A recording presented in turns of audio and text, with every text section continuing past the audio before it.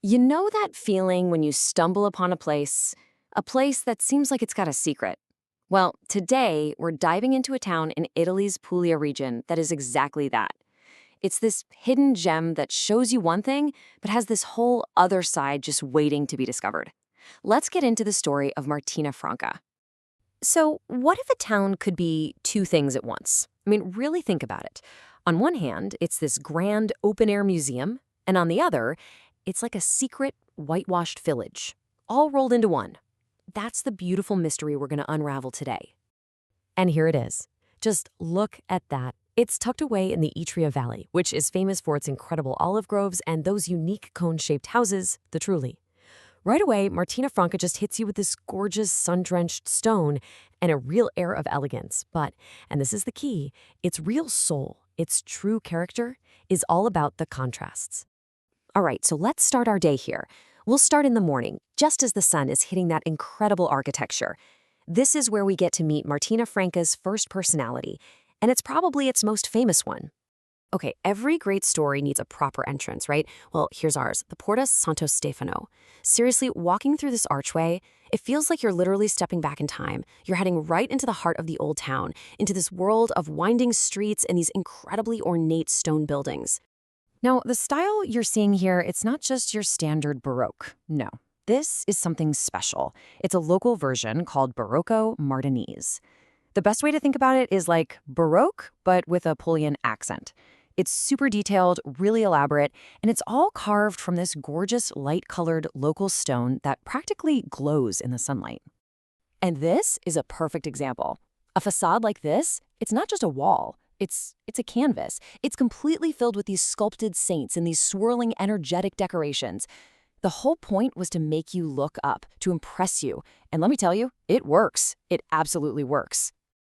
Okay, so the absolute crown jewel of this style is the Basilica di San Martino.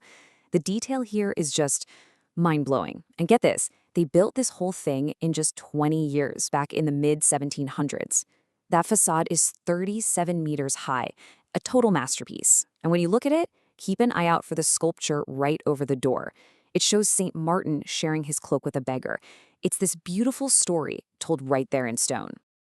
All right. So you've been totally wowed by all this Baroque grandeur, right? Well, now it's time to find the town's secret. We're going to peel back a layer and discover the other Martina Franca. Because beyond all those grand facades, you find this, the town's other face.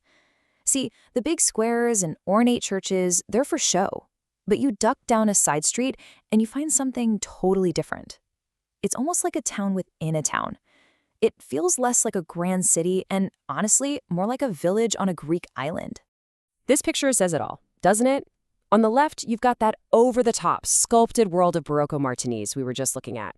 And on the right, this simple, quiet, whitewashed world that is literally just around the corner. They're two completely different vibes, two totally different characters, living right next to each other. So this whole area has a name. It's called La Lama.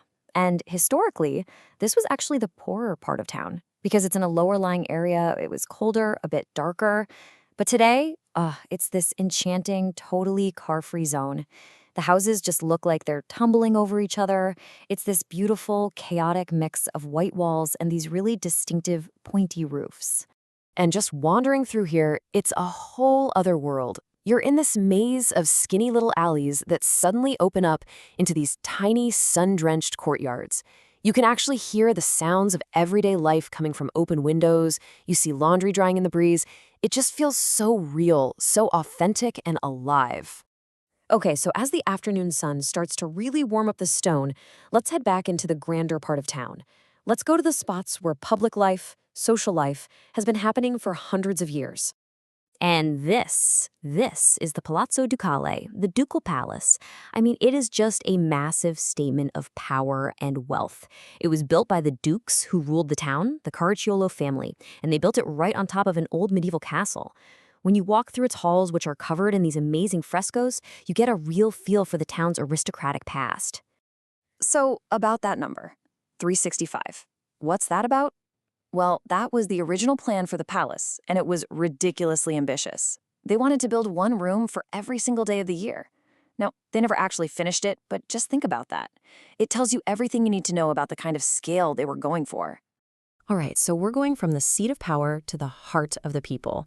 This is Piazza Maria Immacolata. Locals often call it the town's salato, its living room. And you can totally see why, right?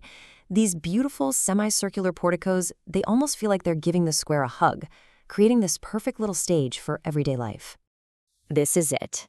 This is where the town really comes to life. Tucked under those shaded archways, you've got all these little cafes and bars just buzzing with local people.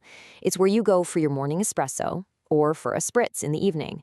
It is the absolute social hub of Martina Franca. All right, evening is starting to set in. You know that time of day when the limestone buildings start to turn that beautiful golden color? Well, this is when Martina Franca shows us yet another side of itself, its identity as a total food paradise.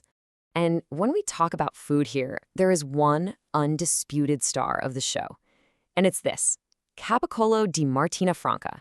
It's a delicacy that is so important, so central to this place, that it literally has the town's name in its name.